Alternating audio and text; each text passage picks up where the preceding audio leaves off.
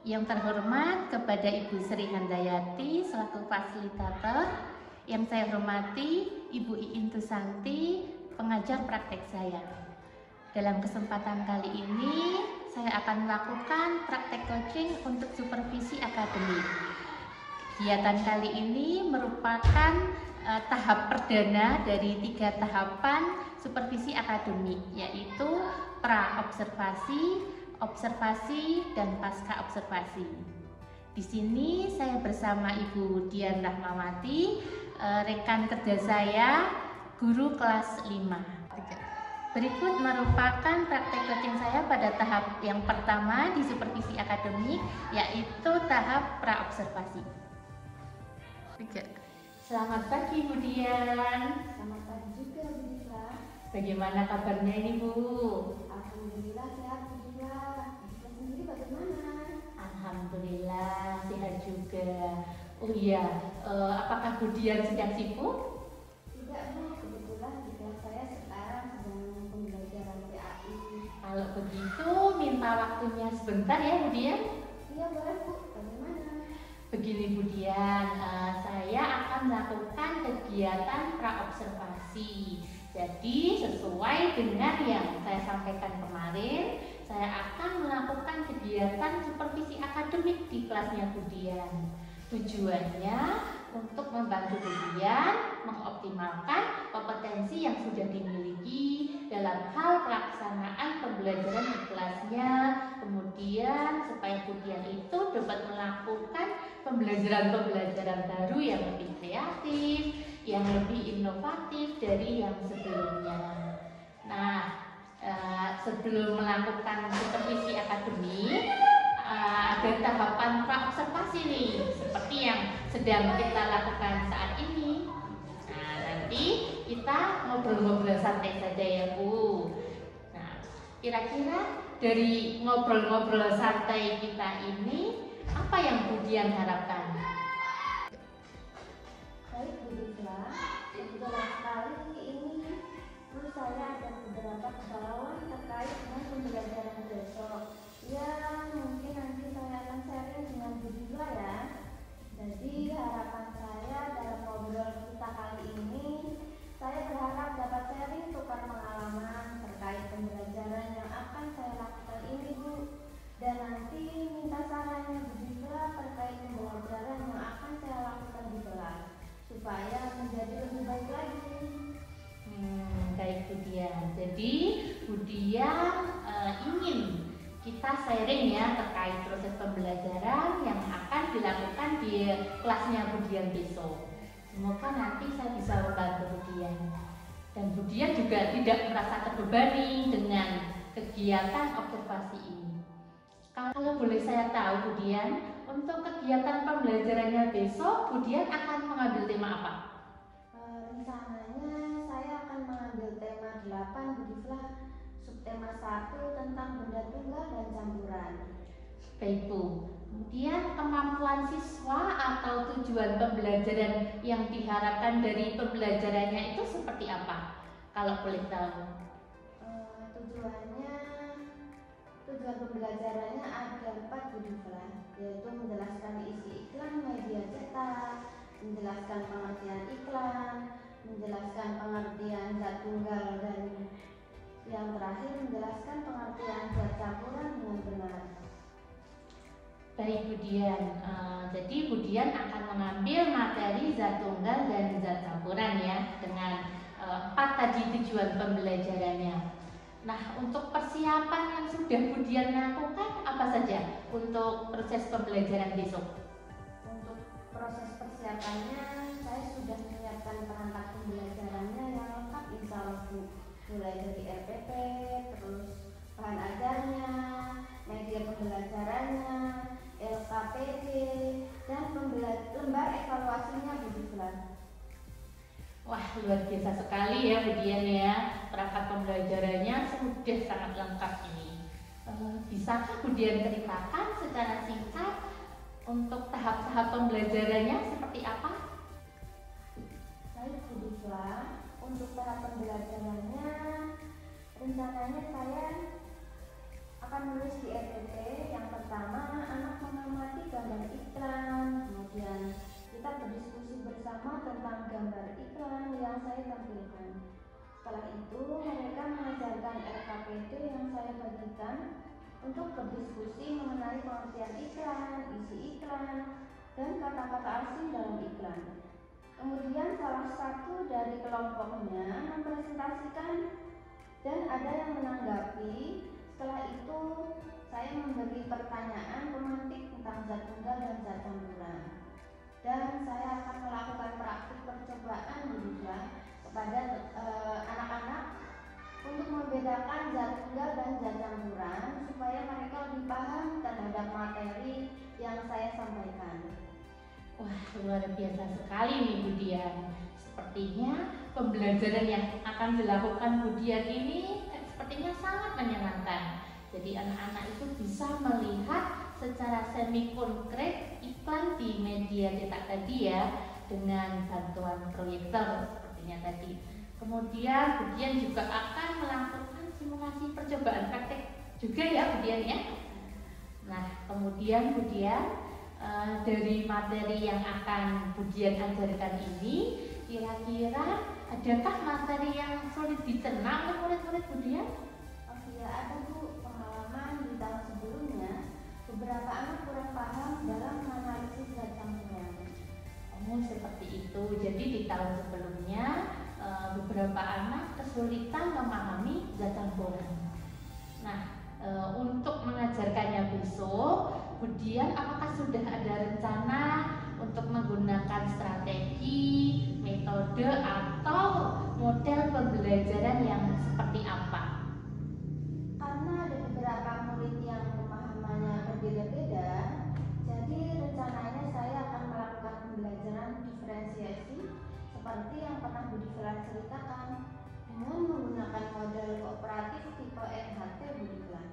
Jadi mereka bisa saling tukar pendapat, teman-teman, saling mengajari. Nanti saya akan sesuaikan kebutuhan belajar murid sesuai dengan kebutuhannya. Misalnya di RKPD nanti saya akan sesuaikan dengan kemampuan anak.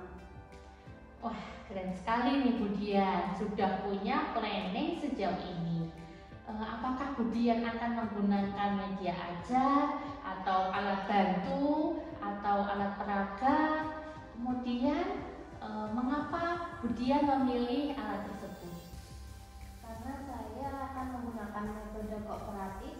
Alat peraganya saya akan menggunakan LCD, kemudian gambar iklan cetak, dan peralatan-peralatan yang untuk demonstrasi zat tunggal dan zat campuran itu begitulah, seperti sendok, air, gula, dan yang lainnya. Wah, luar biasa sekali ya Bu Dian ya. Sejauh ini Bu Dian sudah mempersiapkan semuanya. Menurut Bu Dian, apakah masih ada yang kurang? Sepertinya masih ada yang kurang Bu. Untuk media ajarnya saya kurang lengkap, sumbernya baru dari buku paket tematik saja. Sepertinya saya harus menambah referensi dari YouTube sebagai sumber belajar yang lainnya. Wah, bagus sekali itu Bu Dian, supaya sumber belajarnya itu beragam ya. Jadi tidak hanya menggunakan buku paket saja. Sumber belajar itu kan bisa didapat dari YouTube, dari media cetak seperti tadi iklan, kemudian dari buku-buku yang lainnya. Jadi tidak hanya terpaku pada satu buku paket saja. Itu sudah luar biasa sekali tadi idenya Bu Dian. Lalu kapan ini Bu Dian akan melengkapinya? Segera mungkin ya Bu. Nanti setelah proses pembelajaran di kelas selesai, saya akan langsung cari sumber belajar yang ada itu. Luar biasa. Kira-kira nih siapa yang bisa membantu Bu Dian? Mungkin nanti saya bisa minta tolong dengan Bu Erci, mungkin untuk mengajar cara mendownload video dari YouTube. Bu Erci kan juga IT. Atau mungkin nanti saya bisa dibantu Bu Difla ya untuk mengambil video dari YouTube. Baik Bu Dian, insya Allah ya nanti. Pokoknya bagus sekali. Bu Dian rencana pembelajarannya sudah disiapkan. Semoga besok saat pelaksanaannya bisa dilaksanakan dengan baik sesuai rencana tadi ya Bu. Baiklah Bu Dian, terima kasih untuk penjelasannya mengenai materi rencana pembelajaran yang akan dilaksanakan besok. Nah, dalam pelaksanaan supervisi akademik ini tentunya ada beberapa hal yang akan Budian perbaiki atau yang akan Budian kembangkan, bukan? Nah, tentunya yang berkaitan dengan kompetensi Budian dalam memimpin pembelajaran di kelas. Lalu area pengembangan apa saja nih yang akan Budian capai? Yang ingin saya kembangkan tentunya bagaimana cara menyampaikan materi yang jelas supaya anak itu mudah menangkap materi yang saya ajarkan dan tertanam dalam ingatan murid lama. Biasanya pembelajaran yang menarik, pembelajaran yang dengan demonstrasi atau praktik langsung, itu murid-murid akan jauh lebih mudah untuk memahami materi, membantu pembelajaran yang bermakna. Kemudian dalam pengembangan sosial emosionalnya, di sini karena keberagaman siswa, kemudian murid-murid beranggapan bahwa IPA itu mata pelajaran yang susah, sehingga ada beberapa siswa yang mengeluh, "Bu Guru, ini susah, Bu Guru, ini bagaimana?" Sehingga emosi saya naik turun. Nah, di sini saya akan belajar bagaimana mengelola kompetensi sosial emosional saya. Jadi yang saya tangkap di sini, Budian itu ingin mengembangkan kemampuan mengajarnya ya Budian ya. Kalau di kompetensi guru berarti terkait dengan kompetensi pedagogik dan kompetensi profesional. Kemudian yang kedua, tadi Budian ingin mengembangkan kompetensi kepribadian juga dan kompetensi sosial emosionalnya juga ya dalam menghadapi keberagaman karakter siswa-siswanya. Memang betul Budian, kadang kita itu terpancing emosi Ibu. Kadang murid itu sudah dijelaskan, sudah diberi contoh, mereka masih ada saja yang kurang paham. Baik Budian, bagus sekali apa yang disampaikan Budian.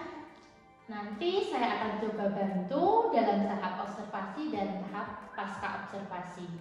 Kemudian terkait dengan kompetensi yang akan Budian kembangkan itu pasti ada strategi-strategi yang akan dilakukan Budian.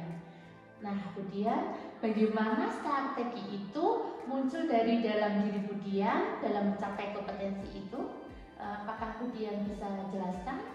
Ya, strateginya saya berusaha untuk menyiapkan perangkat pembelajaran yang tentunya jauh lebih baik, jauh lebih lengkap dari biasanya. Selain itu juga medianya saya menggunakan benda konkret untuk praktik langsung di depan murid yang harapannya mudah dipahami oleh murid. Seperti itu begitu. Baik, terkait dengan strategi yang itu tadi Budian yang mengembangkan kompetensi sosial emosionalnya bagaimana?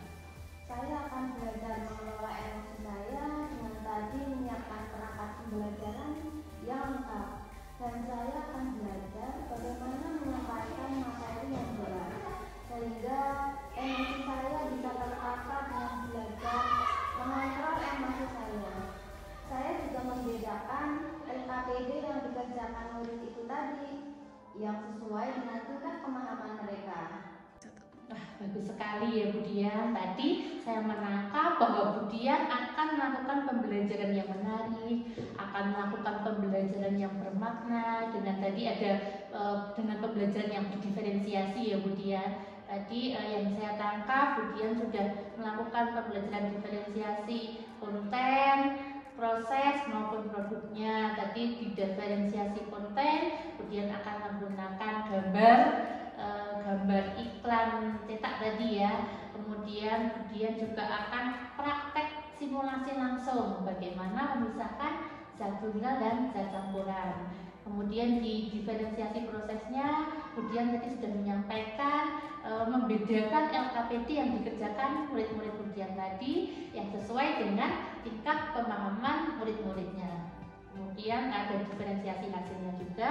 Selain itu yang saya garis bawahi di sini, Budian juga akan belajar bagaimana mengelola sosial emosionalnya Budian, akan mengontrol lagi emosinya Budian ketika menghadapi murid-muridnya besok dengan menyiapkan perangkat pembelajaran yang sangat lengkap tadi ya. Bagus sekali. Insya Allah saya akan membantu Budian dalam rangkaian kegiatan supervisi akademik, kegiatan observasi. Semoga nanti Budian bisa praktek dengan lancar, menerapkan semua yang sudah direncanakan. Kemudian nanti setelah kegiatan ini selesai, kegiatan observasi di kelasnya Budian selesai, kita ngobrol-ngobrol lagi ya Budian, untuk mengetahui apa sih yang sudah terlaksana, apa yang belum, kemudian rencana pengembangan diri Budian untuk jangka panjangnya bagaimana dari kegiatan ini. Terima kasih Bu Islam. Nah, untuk proses pelaksanaannya, kira-kira Budian siap kapan ini? Besok insya Allah sudah siap.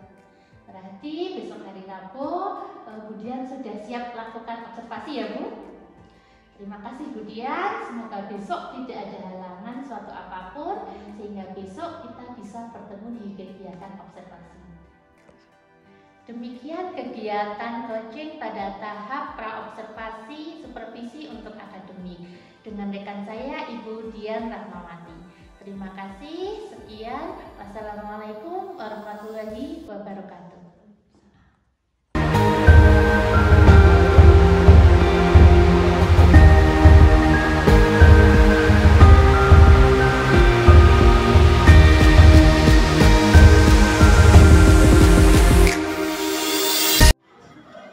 Assalamualaikum warahmatullahi wabarakatuh. Waalaikumsalam warahmatullahi